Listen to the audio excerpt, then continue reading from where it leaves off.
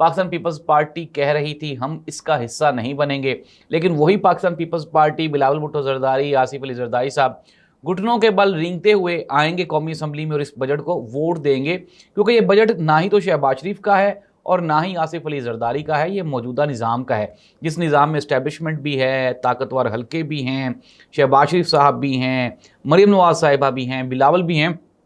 सारे निज़ाम का एक ही मकसद है और मकसद है इमरान खान को खुडे लाइन लगाई रखना। गिलगित बल्तिस्तान इलेक्शन में रिकाउंटिंग्स हो रही हैं और ताज़ा तरीन इत्तलात के मुताबिक पीपल्स पार्टी की सीट्स 9 रह गई हैं, 9, और जो 2 आज़ाद उम्मीदवारान हैं उन्होंने मुस्लिम लीग नून में शमूलियत इख्तियार कर ली है और उनकी तादाद हो गई है 8।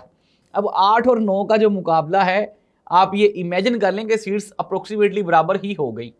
अब ये कहा जा रहा है कि पाकिस्तान पीपल्स पार्टी को डरा धमका के, अगर तो पाकिस्तान पीपल्स पार्टी ने इस्टेब्लिशमेंट मुस्लिम लीग नून की तमाम शराइत मान ली, यानी कि 28वीं आईनी तरमीम है, बजट है और इसके बाद मज़ीद अमेंडमेंट्स हैं, अगर तो वो मान ली चुप करके, तो फिर तो हो सकता है कि बल्तिस्तान में वज़ीर आला पीपल्स पार्टी का बन जाए। अगर ना मानी तो फिर हालात यही होंगे जिस तरह पीपल्स पार्टी और नून लीग ने पीटीआई की सीट्स कम की हैं, वैसे ही अब वहाँ पे पीपल्स पार्टी की भी सीट्स कम कर दी जाएंगी।